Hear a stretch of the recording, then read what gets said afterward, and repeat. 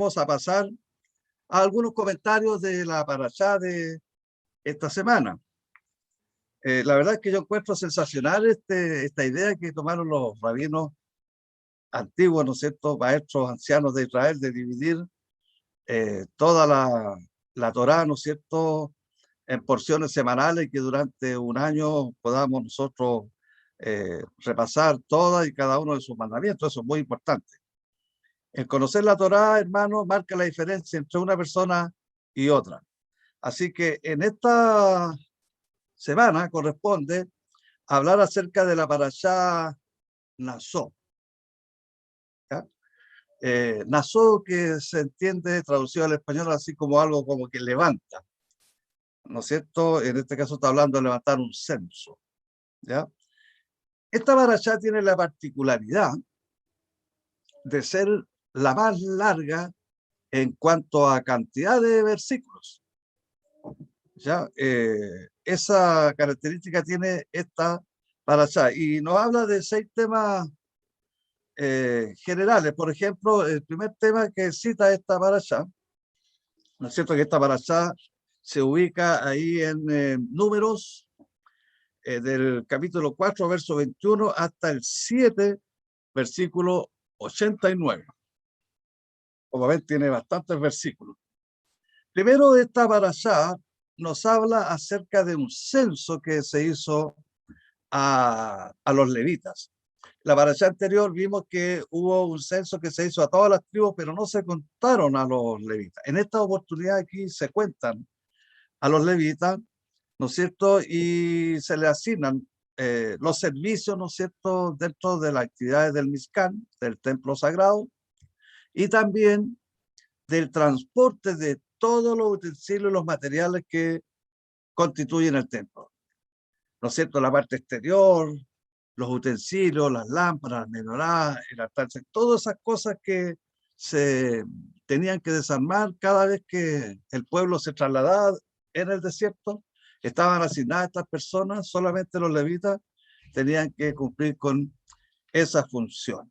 El otro punto que trata esta parashá es que todas las personas que tenían alguna enfermedad infecciosa como la lepra o cualquier suerte de enfermedad que contaminara, tenían que ser sacados del campamento.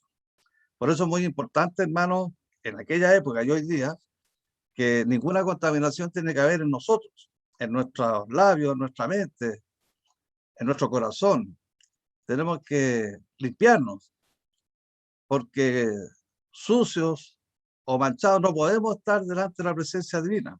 Hay que trabajar para eso, para estar limpios.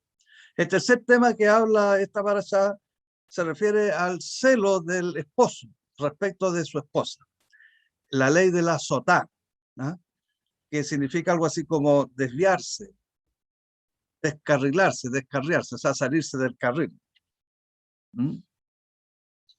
El otro tema que habla esta parashá tiene que ver con el voto nazareo o el voto nazí, ¿no es cierto? Y que las personas tomaban un voto de no cortarse el cabello, no afeitarse y no consumir absolutamente nada que tuviera alcohol, el vino, el vinagre, sidras, cualquier cosa que contuviera alcohol debían abstenerse por un tiempo prudente para que a través de este esfuerzo causar en la persona un grado de santidad superior. Es decir, cualquier persona que no fuera sacerdote, que no perteneciera a las tribus de los levitas, podía tomar este voto y elevarse espiritualmente y acercarse mucho más a, al eterno creador. Tenemos un ejemplo muy importante, el caso de Sansón, por ejemplo, que era de otra tribu, entiendo que era de la tribu de Dan, si mal no recuerdo. Él tenía esta fuerza porque tenía el pelo largo y era un nazareo. También en el Bri Hadashah tenemos el caso de Yohanan el Inmersor, Juan el Bautista. Él, el profeta que se representó a su padre, ¿no es cierto?, como sale en la escritura hoy día que se va a leer mañana, en el Bri Hadashah, que iba a ser un hombre santo que no iba a beber nunca alcohol, era un profeta, un nazí. El otro tema que sale en esta parashá es la bendición que decimos siempre, la bendición de Aarón. Que Adonai te bendiga y te guarde, que Adonai haga resplandecer su rostro sobre ti, que Adonai ponga en ti paz. Es una bendición extraordinaria y que la repetimos porque es lo que deseamos siempre. Que Adonai nos bendiga, que Adonai nos guarde, nos proteja, que esté con nosotros. Y el último tema habla acerca de las ofrendas de los jefes de las 12 tribus de Israel. ¿No es cierto? Y aquí es la parte de la parashá donde se alarga mucho, porque cada día, durante 12 días, vino cada una de las tribus a ofrendar. Y se mencionan una por una qué es lo que trajo. Por ejemplo, había que traer una fuente de plata de 130 ciclos, un tazón de plata de 70 ciclos, todo eso relleno con flor de harina. También había que traer un recipiente de oro de 10 ciclos que estaba con incienso.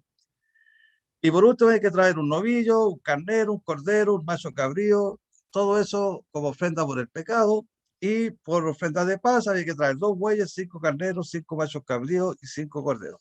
Acá, ¿no es cierto?, uno podría plantearse la interrogante de por qué el Eterno nos dijo esto y vinieron las 12 tribus y trajeron todas estas ofrendas, sino que lo menciona uno tras uno.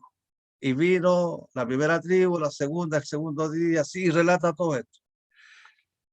Porque la ofrenda era la misma. ¿Se fijan?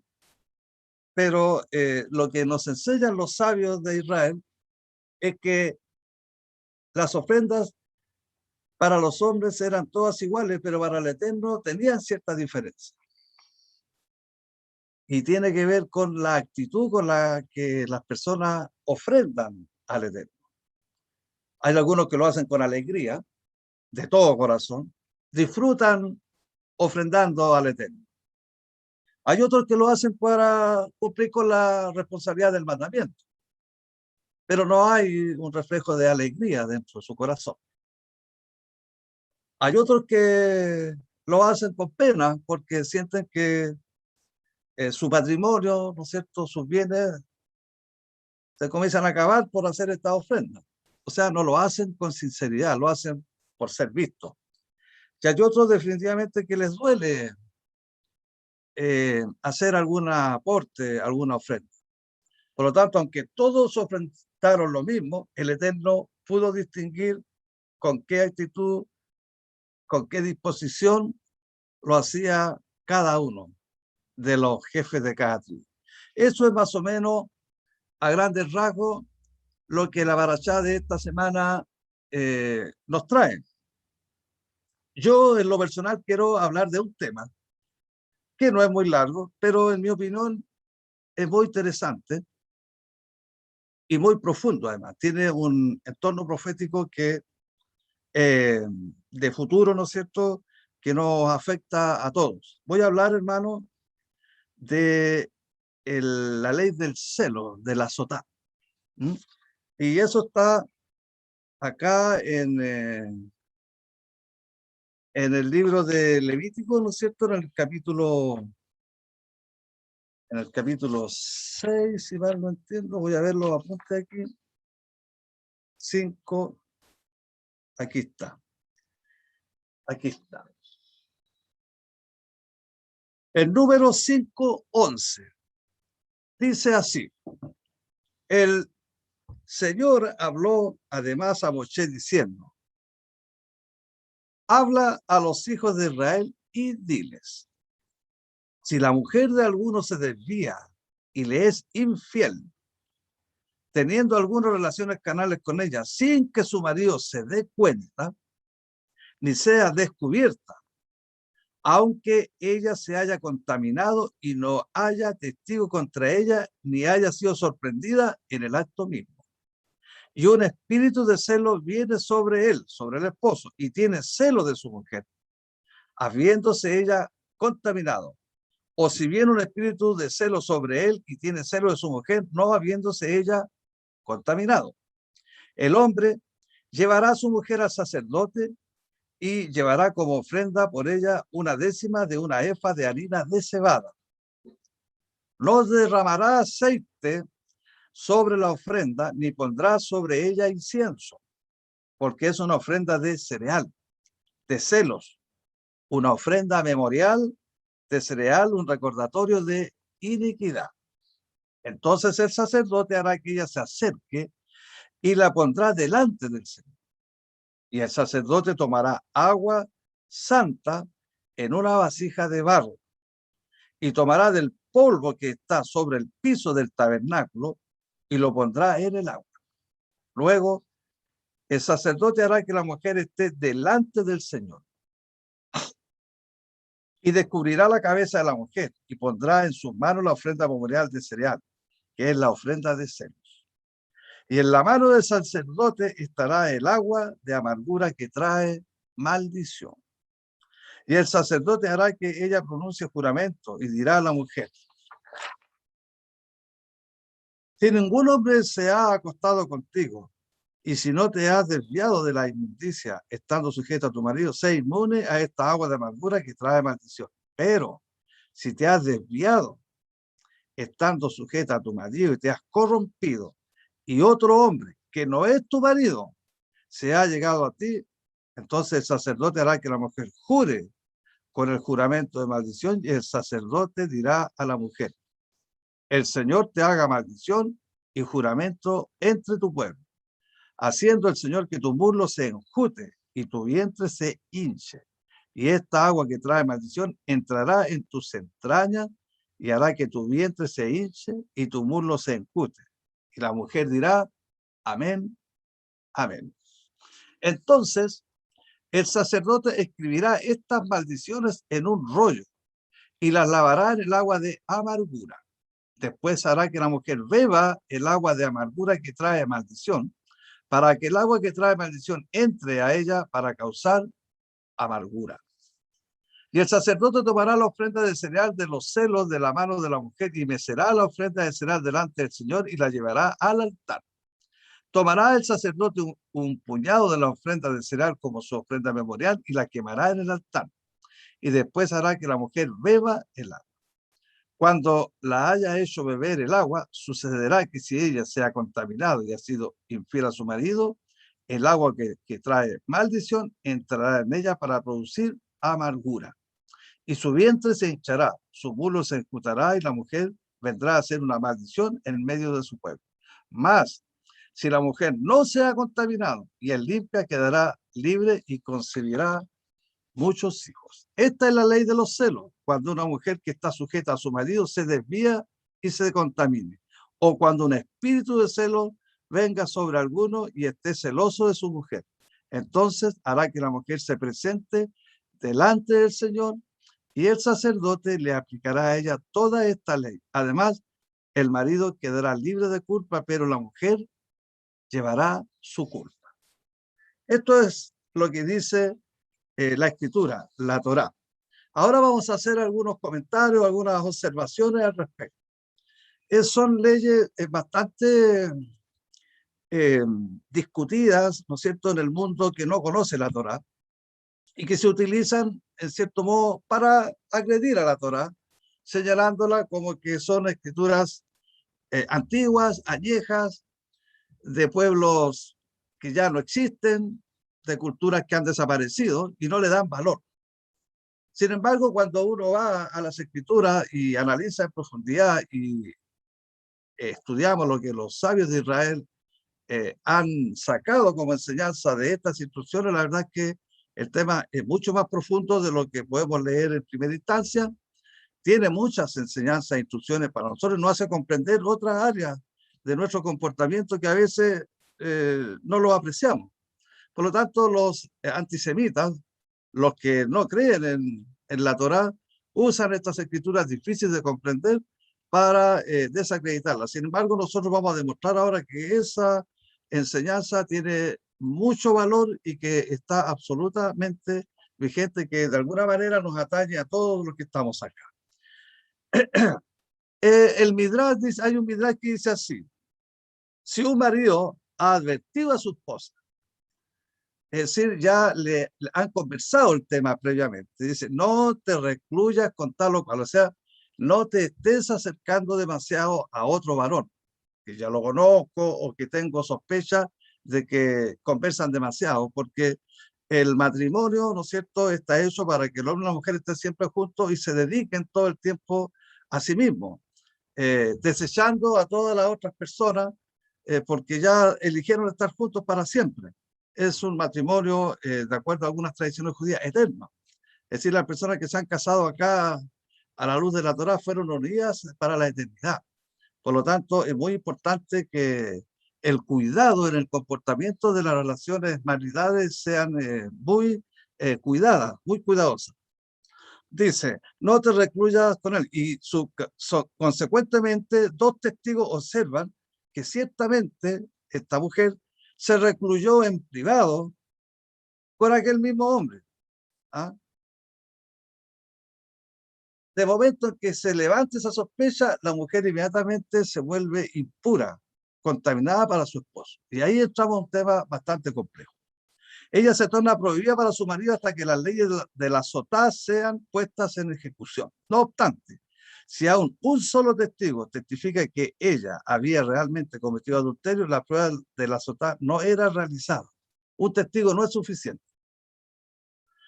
En vez de ello, estaba permanentemente prohibida para su esposo. Es decir, ya cuando el esposo entraba con esta idea que se le metió en su cabeza que su esposa podría haber cometido un acto impuro, ya no podía acercarse a estar con él.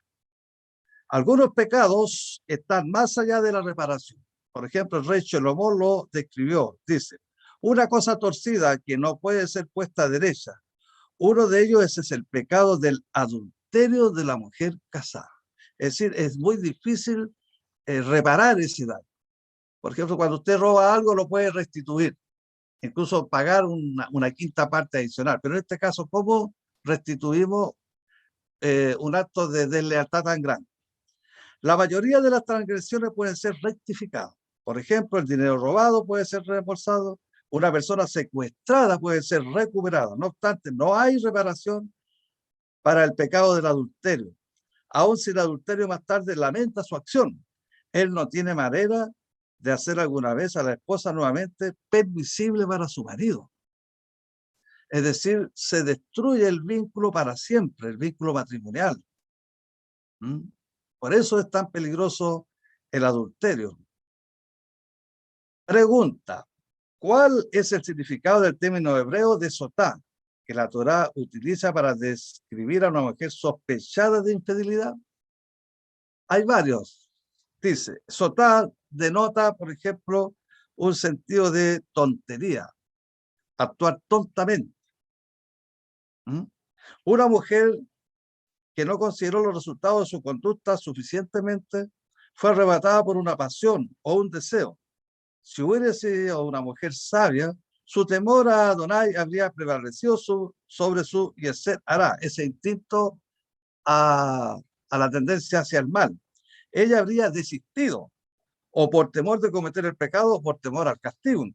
En cambio, ella tontamente, ahí viene la palabra que es algo tonto, sacrificó a un deseo temporario su buen sentido de que su acto era pecaminoso y finalmente le causaría mucho sufrimiento.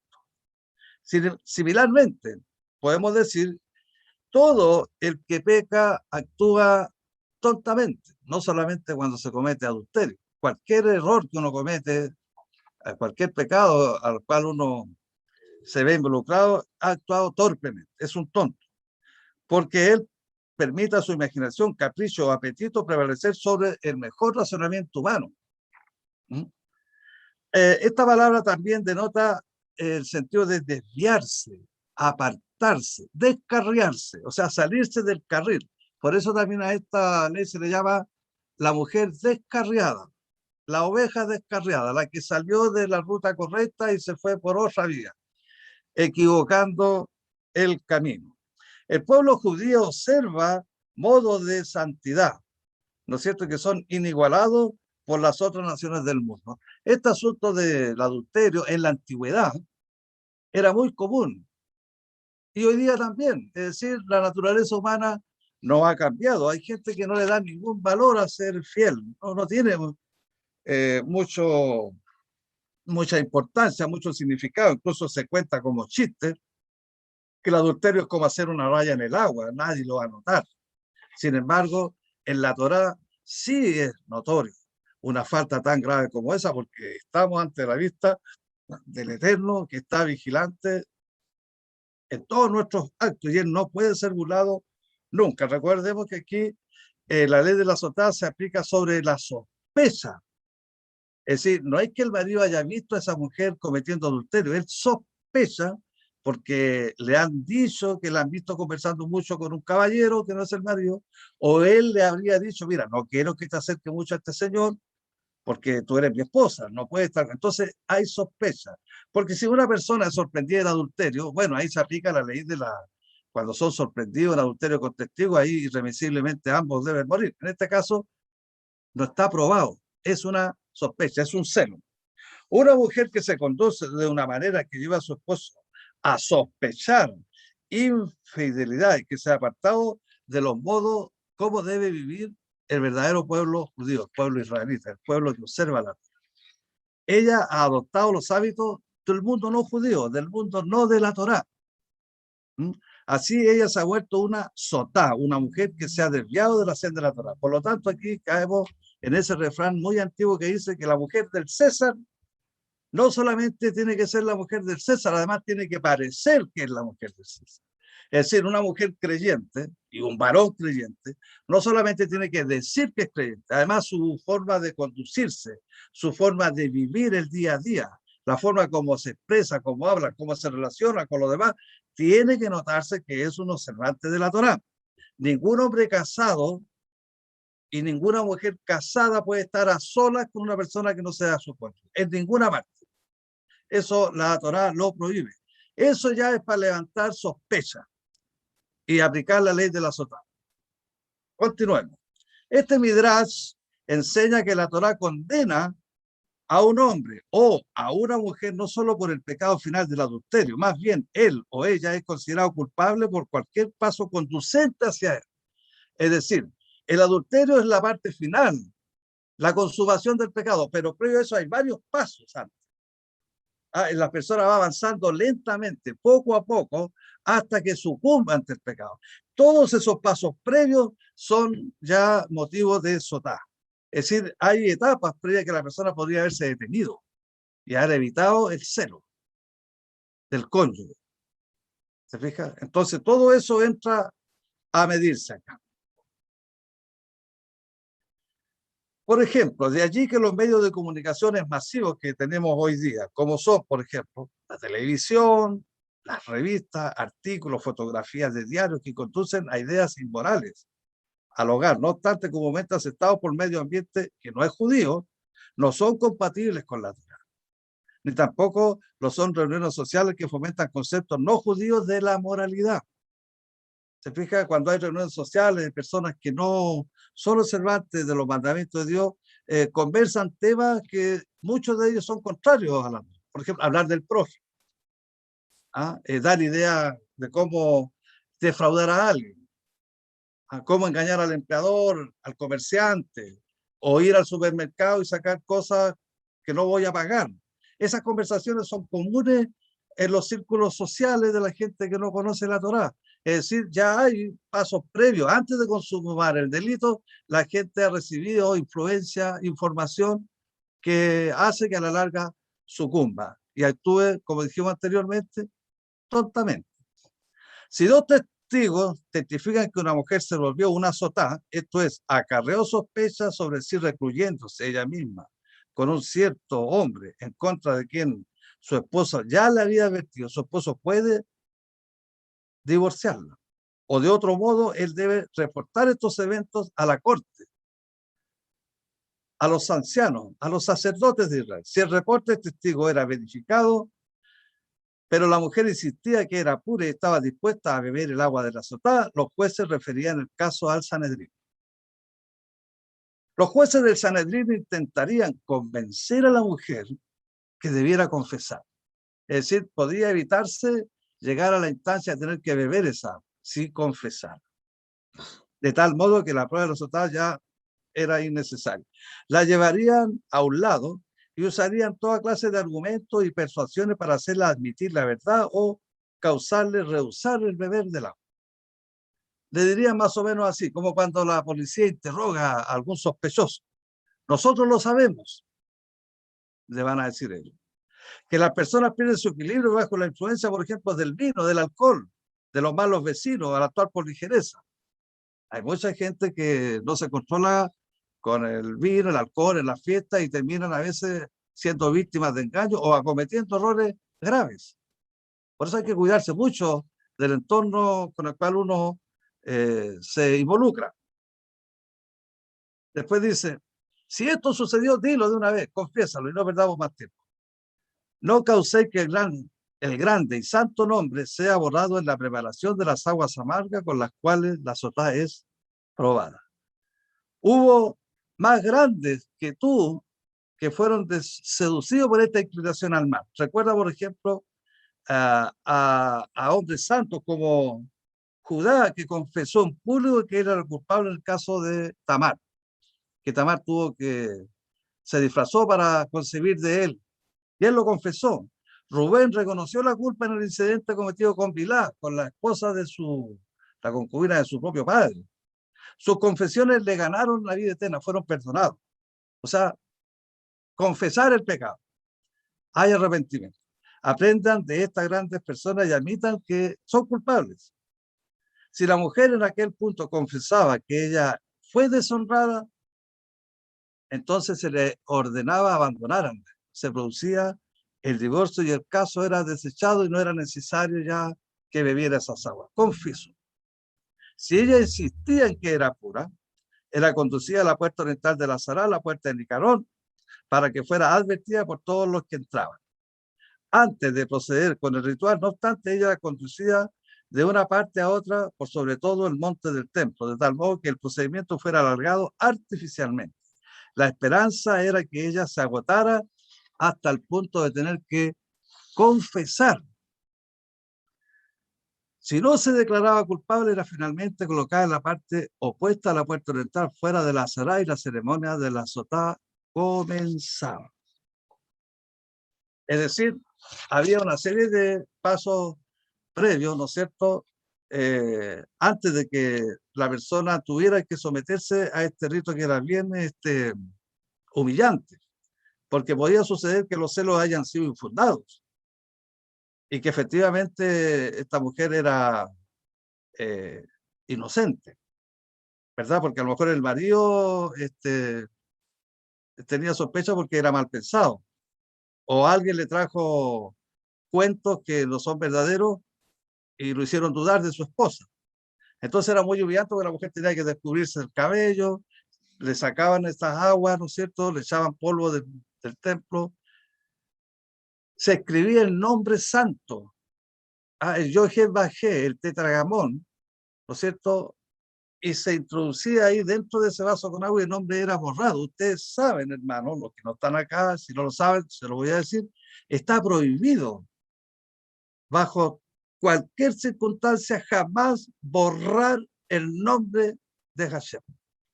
Si usted lo escribe en una hoja, en un cuaderno, ese cuaderno no puede ser destruido, tiene que ser guardado para siempre, no se puede romper, porque el nombre sagrado no se puede tocar, romper ni despreciar nada.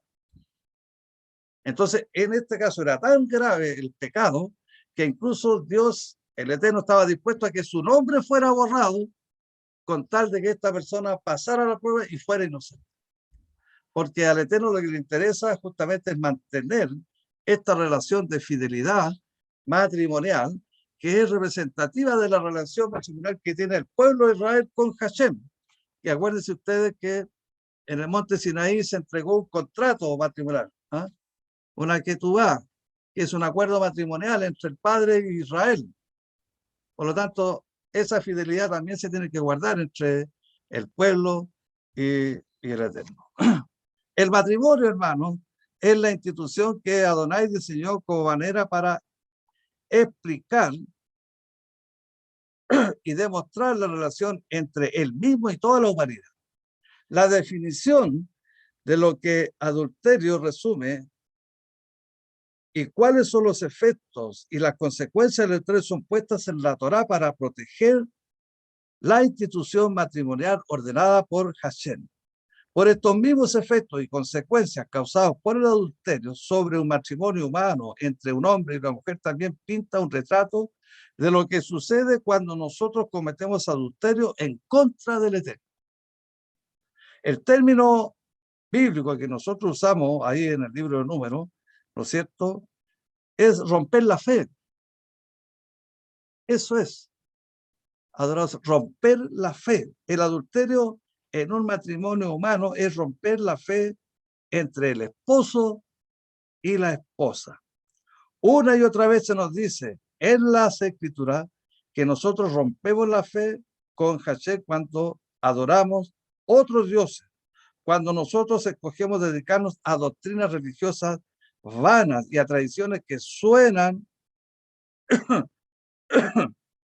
bien en vez de lo que nos enseña la Torá, que es la palabra de Dios, según es establecida en toda la escritura. Cuando violamos todos sus mandamientos y sus leyes, hermano, rompemos la fe, cometemos adulterio. Y a veces lo hacemos ocultamente, no hay testigos. Por lo tanto, ahí viene el celo divino. Imagínese usted que tengamos que beber esas aguas, todos nosotros, porque hay dudas respecto a nuestra verdadera fidelidad. Una y otra vez se nos dice en las escrituras que Hashem, Adonai, el Eterno, es fiel. Él nunca rompe su fe con nosotros. Él nunca cambia. Él siempre es justo y amoroso.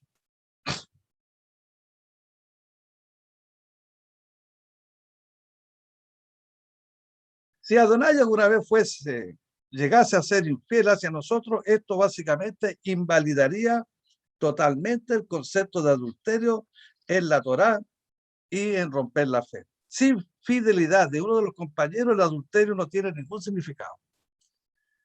El adulterio tiene valor cuando hay fidelidad, pero si ya no hay fidelidad, es decir, adulterio es algo común.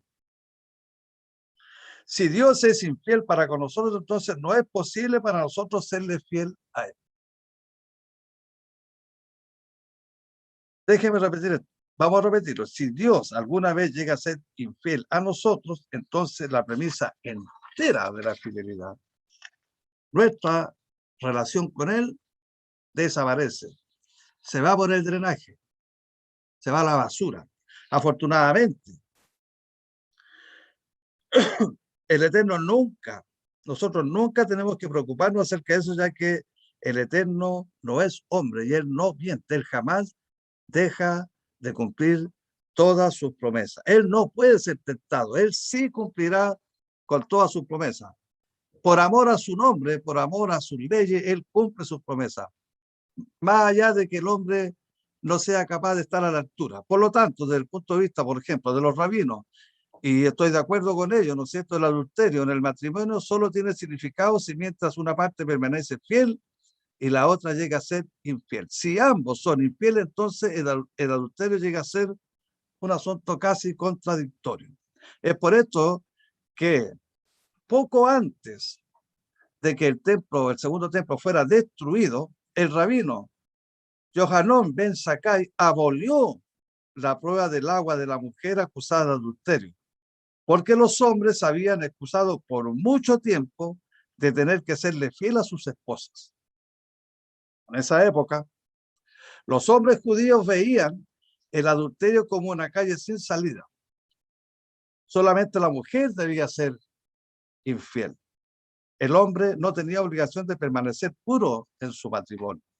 En efecto, no había ningún adulterio porque de todo modo no había ninguna fidelidad. Se habían desviado.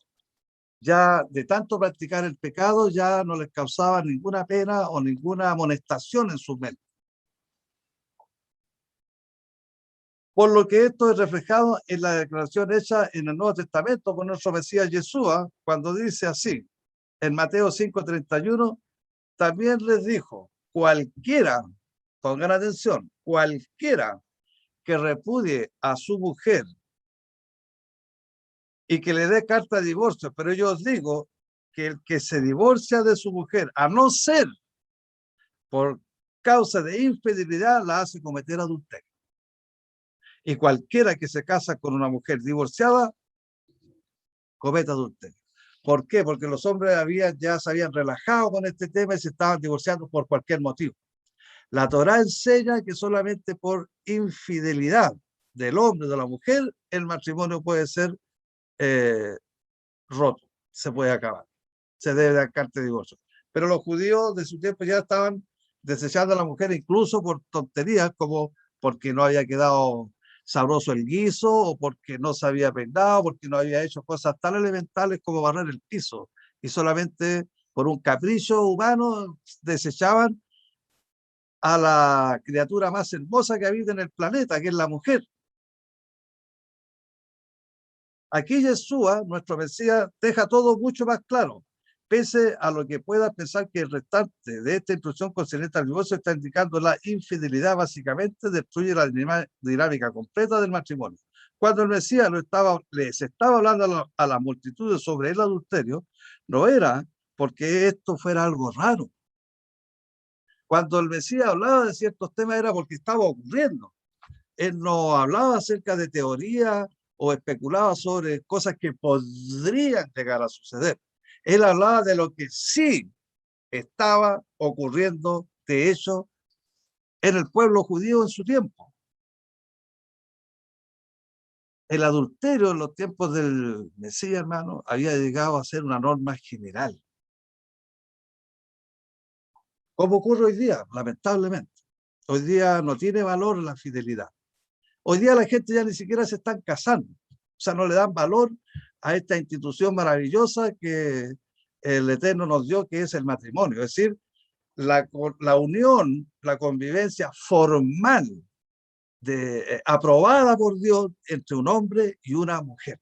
Hoy día no se ponen de acuerdo, 2 o 3, ahí nomás no le preguntan al papá, a la mamá, y se van y conviven y se procrean y se aparean como los animales silvestres en el campo. Usted sabe que los animales, la mayoría, se ven y se aparean, vienen con su época, su calendario de reproducción y actúan. No hay afecto, no hay amor.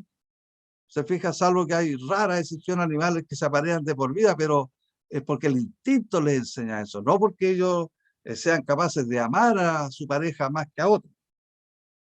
Por lo tanto, hermanos, acá quiero leer una escritura acá que sale en el libro de Apocalipsis, en el respecto de las aguas amargas, ¿no es cierto? Ahí el libro de Apocalipsis, que al tío David le encanta, capítulo 8, verso 10 dice: el tercer ángel tocó la trompeta y una gran estrella ardiendo como una antorcha cayó del cielo sobre la tercera parte de los ríos y sobre la fuente de las aguas. El nombre de la estrella es Ajenjo, y la tercera parte de las aguas se convirtió en ajenjo. El ajenjo, usted sabe, hermano, es terriblemente amargo. Y mucha gente murió por el agua que se había vuelto amarga. Entonces, hermano, esta agua amarga que tenía que beber la esposa sobre la cual se tenía alguna sospecha de infidelidad, ¿no es cierto? Era porque no se estaba confesando el pecado y se intentaba ocultar el pecado. Entonces, algunos rabinos interpretan que el vientre de esa persona se iba a inflamar, se iba a deformar como el cuerpo. Está hablando acerca de que iba a perder la capacidad de la fertilidad, que en el antiguo Israel, en el judaísmo, y actualmente todavía lo es una bendición tener hijos y una maldición no tener. En este caso la mujer perdía esa condición, pero si era inocente, era bendecida con tener muchos hijos. Y hay muchos casos de mujeres estériles. Nuestras matriarcas, la mayoría eran estériles. Yo me recuerdo también el episodio ahí de Hannah, que iba a llorar, ¿no es cierto?, en los tiempos del profeta Samuel, antes, porque ella no podía tener hijos. En cambio, por la fidelidad, el Eterno la vio la matriz y ella tuvo un hijo y se lo entregó al sacerdote, y ahí encontramos la linda historia del profeta Samuel, que fue el último de los jueces y el primer profeta de los que llegaron después. Por lo tanto, hay mucha bendición. Pero ¿dónde quiero llegar yo? A las aguas amargas, hermano. El agua amarga, dice en el futuro, ¿no es cierto?, previo a la venida del Mesías, que todo el tercio de las aguas de la tierra se van a volver amargas, como el ajenjo. Yo no sé si alguien acá ha tomado ajenjo. Una vez me sirvieron, a mí andaba un poquito enfermo del estómago, de la guatita, y una señora amablemente, para darme alguna suerte de alivio y sanarme, me sirvió ajenjo. Ha sido lo peor que me ha pasado todavía. Algo más amargo en mi vida, jamás como el ajenjo. Terriblemente amargo. Ni con azúcar se endulza, ¿no? Es muy amargo. Entonces, ¿por qué las aguas se van a volver amargas? Porque la gente no confiesa sus pecados, oculta los pecados, oculta los adulterios, oculta la mentira, oculta el engaño, el robo, la traición, el desenfreno, el libertinaje sexual. Todas esas cosas hoy día se ocultan, se volvieron socialmente aceptables.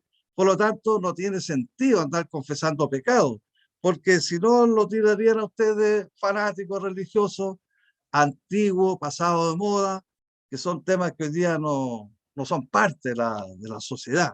Hoy día nos enseña que la gente se case, que tengan hijos formalmente criados en las casas. Es más, las personas en sus casas, a través de los medios de comunicación, dejan entrar ahí imágenes, información que destruye la conciencia.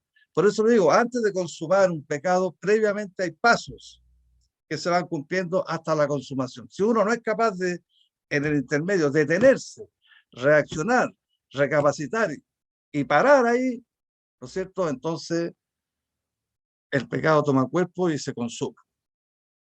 Y lo sabemos nosotros, los estudiantes de Torá, que la paga del pecado es la muerte. No puede estar en el campamento de los santos una persona que se haya contaminado.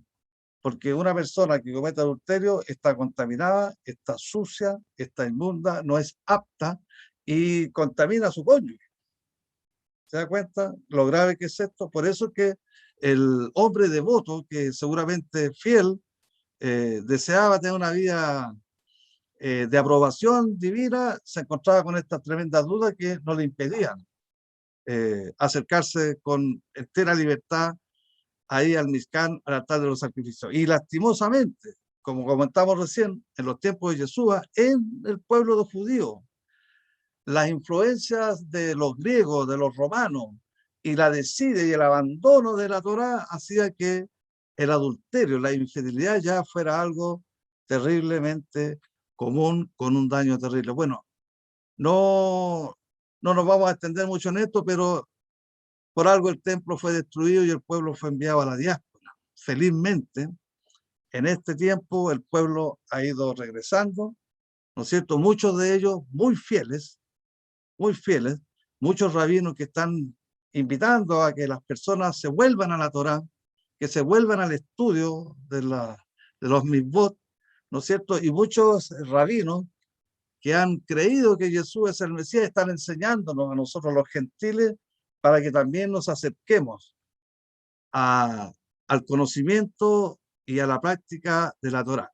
Por lo tanto, hermanos, que no seamos nosotros encontrados, ¿no es cierto?, con motivos de celo por nuestros cónyuges, que no seamos nosotros los que le demos esa tristeza de tener que sospechar respecto de nuestra fidelidad y nuestro respeto por el contrato matrimonial. Pero más que eso, hermano, que el Eterno no esté dudando de su auténtica fidelidad con su Torá, con sus mandamientos, que Él no esté preparando aguas amargas para que usted tenga que probar que ha sido infiel. Porque si usted, hermano, querido, lo digo con mucho respeto, tiene alguna transgresión oculta, algún vicio todavía que arrastra, alguna conducta humana que está contraria a la Torá, es oportunidad para que usted confiese su pecado, lo declare, no a mí ni a los hombres, delante del Eterno. Ahí, en un lugar secreto, en su casa, en el lugar más íntimo que usted pueda encontrar, confiese antes de que tengan que hacerla beber estas aguas amargas y tenga que ser humillada en público, ¿no es cierto?, descubierta su cabeza, su desnudez, ser paseada en público para que no contamine al resto, sino que vaya, tal como lo dice Jesús, Él vino a perdonar a los pecadores. El sacrificio de nuestro Mesías Jesús consiste justamente en eso, que los pecadores se arrepientan. Primero Israel, después los gentiles, pero que haya reconocimiento de una mala conducta. Y no es que nosotros nos alegremos de que las personas tengan una mala conducta, nos da pena. Lo que nos alegra a nosotros es que las personas restauren su camino y dejen de ser ovejas descarriadas, que han actuado tontamente, que han permitido, ¿no es cierto?, que la influencia mundana les haga daño y los destruya. Por lo tanto, el llamamiento y la reflexión de esta noche es, hermanos, no demos motivo para que duden de nuestra fidelidad en nuestras casas, tampoco el Eterno, y evitemos tener que pasar por esta situación humillante, de tener que beber de esas aguas amargas y que nuestro vientre se hinche, se enjute las caderas y seamos deformados y nos volvamos estériles. Estériles me refiero a personas que no sean capaces de sembrar la palabra de la Torá. Se fija, estéril que no da fruto. Un campo estéril, una mata estéril no da fruto. Está condenada a ser desarraigada y echada al fuego, quemada como leña, inútil. Tenemos que ser árboles, personas que demos buenos frutos y no volvernos estériles por ocultar estos pecados. Así que, hermanos, los voy a invitar a una breve oración para concluir con este estudio. Padre Todopoderoso, te agradecemos infinitamente en esta oportunidad el hecho de que hayamos podido leer tu Torá, haber podido explicar algunos versículos y que podamos comprender y entender que usted nos ha llamado a una vida de santidad, a una vida de pureza y que no podemos ocultar en nuestra vida, llevar una doble vida ocultando conductas que usted reprocha. Así que, Padre Celestial, te pedimos perdón, haznos personas aptas, dignas de ser llamados tu Hijo. Te lo presentamos todo esto en el nombre de Jesús, nuestro Mesías. Amén. Amén.